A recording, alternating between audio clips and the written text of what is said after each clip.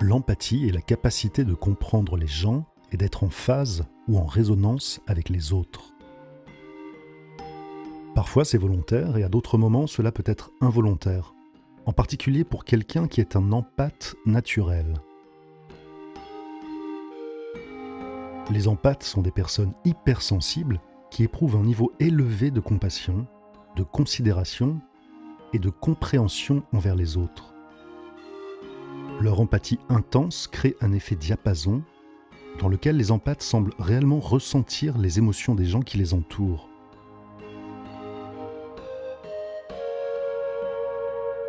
De nombreux empathes ne savent pas comment cela fonctionne. Ils ont simplement reconnu qu'ils étaient sensibles aux autres.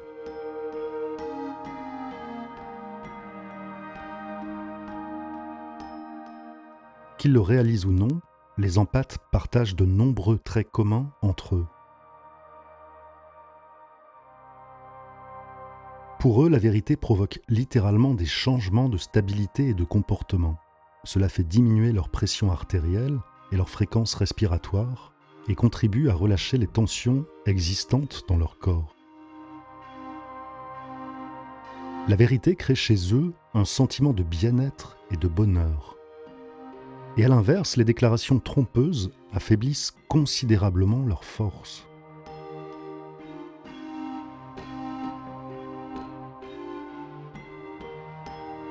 Lorsque nous sommes en présence de la vérité, ou que nous la disons, nous nous sentons immédiatement en meilleure forme.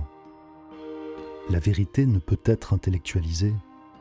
C'est une invitation au savoir intuitif. Difficile de mentir aux empathes. Pour savoir ce qui est vrai pour vous, vous devez vous baser sur votre impression. De plus, la définition de la vérité est relative et dans une certaine mesure subjective.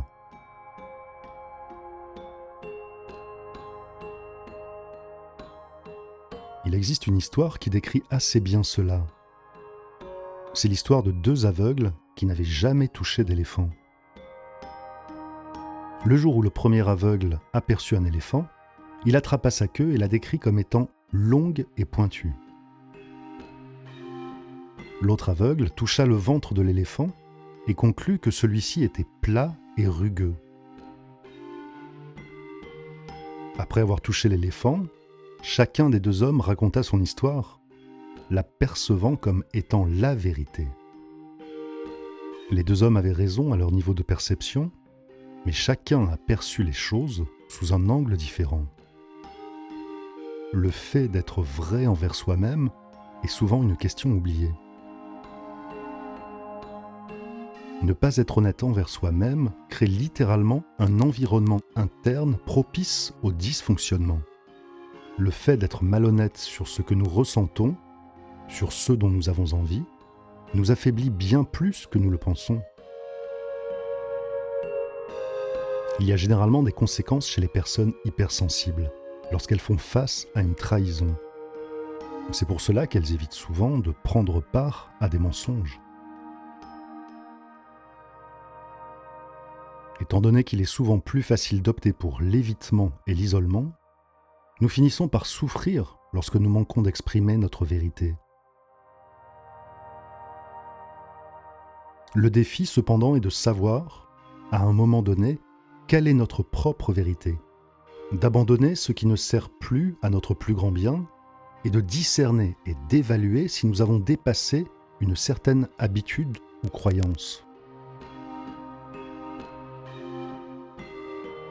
Il est difficile de mentir aux empathes. Il faut être attentif et apprendre à discerner la vérité. Demandez-vous si vous avez perdu votre faculté de croissance, si vous vous sentez bien dans votre peau, si vous vous sentez enthousiaste au sujet de quelque chose en particulier, ou si vous êtes plutôt incertain et plein de contradictions.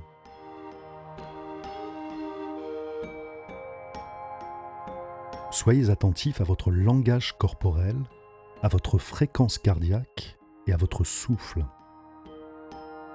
Nous le faisons souvent inconsciemment, mais lorsque nous évaluons si quelque chose est vrai ou pas, il nous arrive de retenir notre souffle pendant quelques secondes.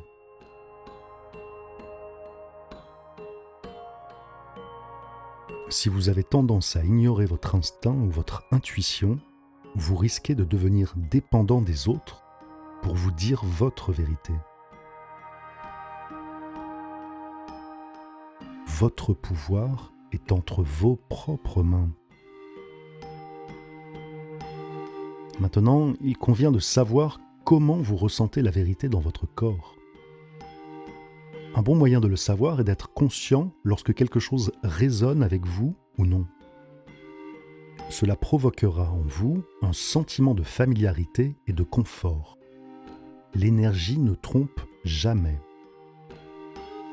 Dès l'instant où vous dépendez des autres, vous vous retrouvez démuni.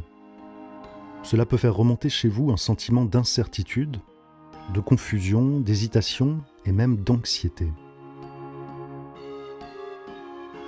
Restez à l'écoute de votre voix intérieure et faites-lui confiance.